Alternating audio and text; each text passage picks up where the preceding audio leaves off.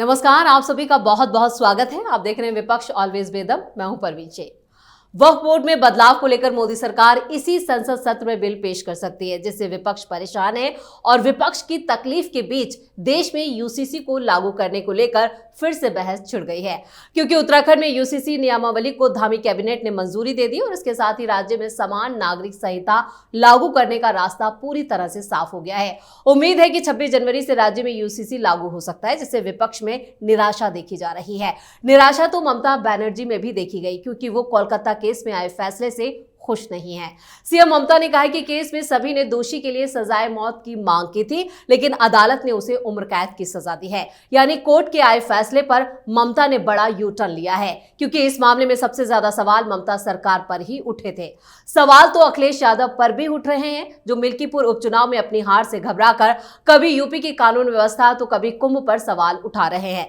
तो कैसे विपक्ष हो रहा है बेबस और बेहाल, इसी पर चर्चा के लिए स्टूडियो मौजूद है कैपिटल टीवी के editor in chief doctor Manish Kumar और एग्जीक्यूटिव एडिटर राजीव कुमार। आप दोनों का बहुत बहुत स्वागत है। धन्यवाद। डॉक्टर साहब, वक्फ को लेकर जहां जेपीसी अपनी रिपोर्ट तैयार करने की पूरी तरह से यहाँ पे कहें कि बहुत आगे तेजी से काम कर रही है, और इस बीच यूसीसी को लेकर बहस छिड़ गई है।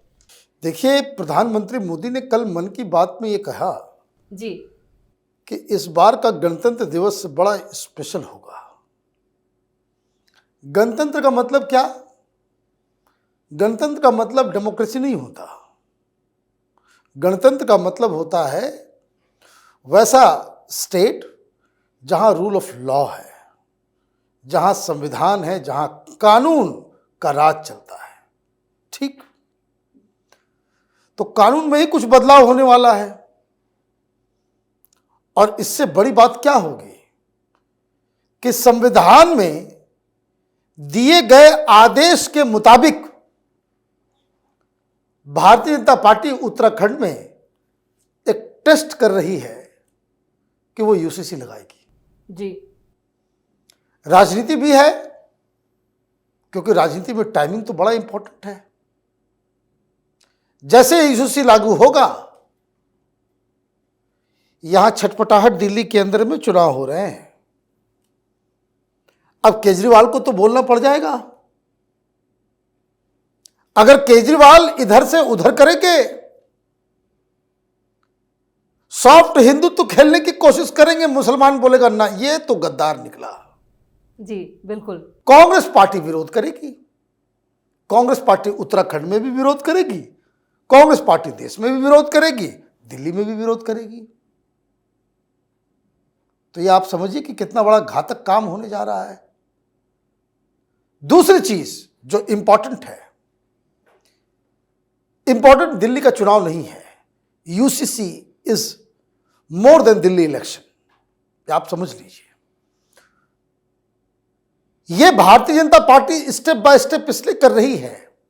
यह काम 303 संख्या में जब भारतीय जनता पार्टी थी तब भी कर सकती थी।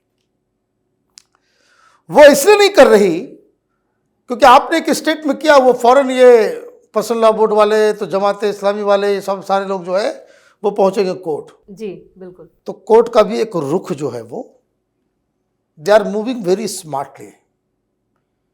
ये यकीन मान लीजिए आप कि 2029 के चुनाव से पहले भारतीय जनता पार्टी इसी संख्या में, इसी तरीके से यूसीसी को लागू करेगी, और इसीलिए चुनाव से ठीक पहले ये एक बहुत बड़ा, इसको कह सकते हैं, गेम जो भारतीय जनता पार्टी करने जा रही है।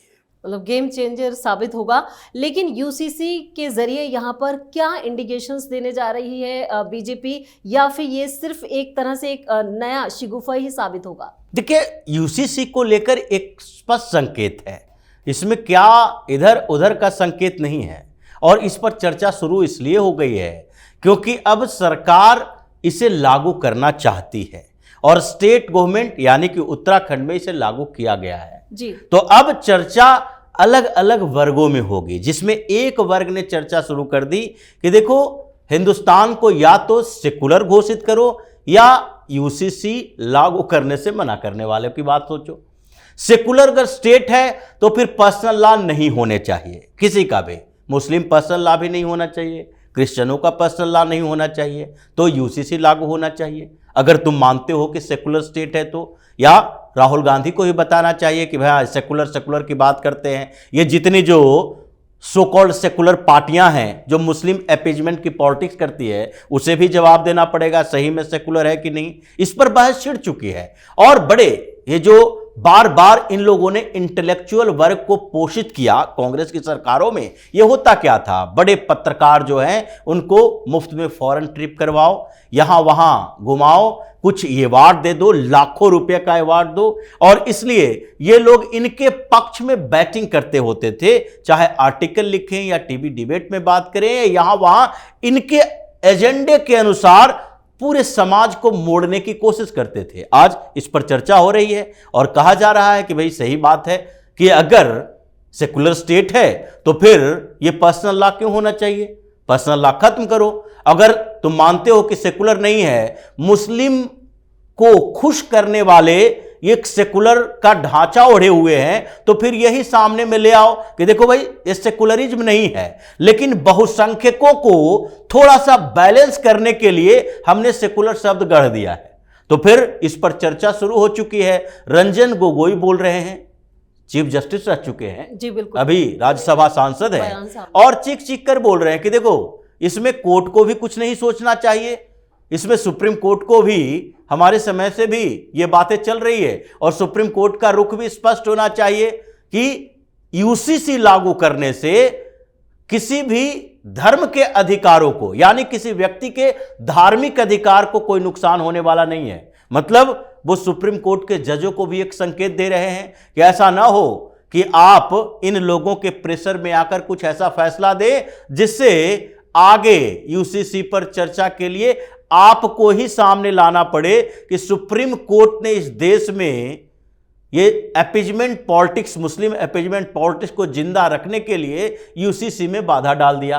तो ये सारे तरीके जो अपनाए जा रहे हैं, उससे लगता है कि जैसा डॉक्टर साहब ने कहा, अगले चुनाव से पहले यूसीसी लागू होगा। अभी वक्फ बोर्ड संशोधन विधेयक की बात है, पहले वक्फ बोर्ड संशोधन विधेयक पेश हो जाए, उसके बाद यह पारित होना तय है। इसीलिए जितनी सेकुलर पार्टियां हैं उसमें से 3-4 पार्टियों को छोड़ दे तो ज्यादातर पार्टियां हैं इसी कंफ्यूजन में अभी कि अगर वक्फ बोर्ड संशोधन विधेयक पारित होने वाला होगा तो उस समय हमारा रुख कैसा होगा। देखिए शरद पवार और उद्धव ठाकरे मीटिंग कर रहे हैं, ये दोनों हैं जो कह रहे हैं कि नहीं नहीं हम एनडीए का हिस्सा होना चाहते हैं, कोई नेगोशिएशन नहीं है। ये जो बार बार कहा जा रहा है, कह रहे हैं सुप्रिया सुले को मंत्री बना दो, कैबिनेट मंत्री नहीं स्टेट मंत्री बनाने की बात केंद्र सरकार कर रही है, ये सब कोई बात नहीं है। ये बिना कंडीशन के सपोर्ट करने के लिए तैयार है कि हमारी पार्टी कम से कम बची रह जाए। ऐसे कई क्षेत्रीय पार्टियां हैं जो एनडीए के साथ आना चाहती है, अभी उसको नहीं लाया जा रहा है। मतलब संकेत स्पष्ट है कि आगे के कुछ समय में विपक्ष में बहुत बड़ा हंगामा होने वाला है। विपक्ष में बड़ा हंगामा होने वाला है, लेकिन हंगामा तो बंगाल में भी देखने को मिल रहा है, जहां पर कोलकाता केस को लेकर ममता बनर्जी का जो बयान आया वो बता रहा कि उन्होंने यू टर्न ले लिया है। देखिए, मैं जरा सा वो पिछले टॉपिक में एक एक्सटेंशन दे दूं। जी जी, इम्पैक्ट इसका यूसीसी का अगर ये लागू होता है 26 तारीख को, तो राहुल गांधी के ऊपर भी पड़ने वाला है, क्योंकि लोग फिर बोलेंगे कि वो जो लाल डायरी लेकर के घूमते हो, उसके directive principle of state policy chapter 4 है शायद, और आर्टिकल 44 है, जिसमें ये हिंदुस्तान का संविधान ये कह रहा है कि in state must ensure that we should have uniform civil code. ये बीजेपी के दिमाग का काम नहीं है, ये कोई संघ वालों का काम नहीं है। हिंदुस्तान में यूनिफॉर्म सिविल कोड हो, ये डायरेक्शन ये संविधान से ही आ रहा है। अब देखिए कैसे कैसे ये लोग अपोज कर सकते हैं, इनकी कहाँ जाती है। और इससे सबसे ज़्यादा परेशानी उन तमाम पॉलिटिकल पार्टीज को होगी जो मुसलमानों को टोपी पहना करके अपनी राजनीति करती है। उसी में ममता बनर्जी सबसे अग्रणी है, सबसे ज़्यादा वोट पाती हैं, और अचानक से उनको जो है आज संजय रॉय के प्रति घृणा हो गई इतनी कि उन्होंने अनाप शनाप बयान देना शुरू कर दिया। She knows she is on a bad wicket. लोग यही आरोप लगाते आए कि आपने आर्ज करके गुनहगारों को बचाने का काम किया। बिल्कुल। आज आप क्या कह रही हैं कि हमसे हमारा केस छीन करके दे दिया सीबीआई को, कोलकाता पुलिस को देता तो फांसी की सजा दिलवा देता, यही कह रही है ना जी। अरे गजब है, पब्लिक को बेवकूफ बनाने में ये लोग कहां से इतनी हिम्मत लाते हैं। अरे बाबा, जज साहब ने सारे सबूतों को देखा, कहा सबूत पक्के हैं, यही हत्यारा है, यही रेपिस्ट है। तो जज साहब अनिर्बान दास ने यह कहने से मना कर दिया कि यह रेयरेस्ट ऑफ द रेयर है। अगर गुनाह रेयरेस्ट ऑफ द रेयर है तब फांसी की सजा मिलती है, और नहीं तो उम्र कैद की सजा मिलती है। जब जज साहब ने ही नहीं माना कि ये जो कुकृत्य हुआ है वो रेयरेस्ट ऑफ द रेयर है, तो कितने भी सबूत करते रहो, कितना भी इन्वेस्टिगेशन करते हो, उसको कोई मतलब ही नहीं है। पहले जो कांड हुआ है उसको रेयरेस्ट ऑफ द रेयर होना होगा, तब तो फांसी मिलेगी। तो इस जब फांसी नहीं मिली तो आप आ गए बस पब्लिक को बेवकूफ बनाने के लिए। खैर, फांसी इसको होगी। ये जज साहब अनिर्बान दास, ये फैसला गले से नीचे नहीं उतर रहा, ये फैसला गले से नीचे नहीं उतरेगा। और जज साहब लोगों को भी यह ध्यान रखना चाहिए कि आपके किसी फैसले से कहीं ऐसा तो नहीं हत्यारों का, बलात्कारियों का, भ्रष्टाचारियों का मनोबल बढ़ जाता हो। ऐसे ऐसे केस में तो क्विक, बिना सुनवाई, बस आपने दिया 10 दिन के अंदर जितना भी हाई कोर्ट सुप्रीम कोर्ट करना हो, फांसी पे टांगिए उसको, तब दहशत फैलेगा। बिल्कुल। लेकिन यहाँ पर अखिलेश यादव की जो सियासत है वो थोड़ी सी कह के कंफ्यूजन वाली है। उन्हें समझ नहीं आ रहा है कि वो करें क्या। मिल्कीपुर उपचुनाव है, लेकिन कभी वो कुंभ पे बयान देते हैं तो कभी कानून व्यवस्था को लेकर योगी सरकार को घेर रहे हैं। नहीं, उनको पूरी तरह से पता है कि उनको क्या करना है। ऐसा नहीं है कि अखिलेश यादव कंफ्यूज्ड है। अखिलेश यादव कंफ्यूज नहीं है, डरे हुए हैं। ये दोनों में अंतर है। वो स्पष्ट है कि उत्तर प्रदेश की राजनीति उन्हें मुसलमानों के साथ करनी है, मुसलमानों को खुश करके करनी है, लेकिन वो डरे हुए इसलिए हैं कि जिस तरह से कुंभ की तैयारियां चली और कुंभ में ये जो करोड़ों लोग अपनी जाति पाति छोड़कर हिंदू बन रहे हैं और जिस तरह से योगी आदित्यनाथ एग्रेसिव हैं, उससे अखिलेश यादव की आगे की राजनीति क्या होगी। आगे अखिलेश यादव क्या सरवाइव कर पाएंगे? क्या तुक्के में 37 सीटें जीत ली लोकसभा में? क्या आगे मिल्कीपुर में इनका चुनाव फंसा हुआ है?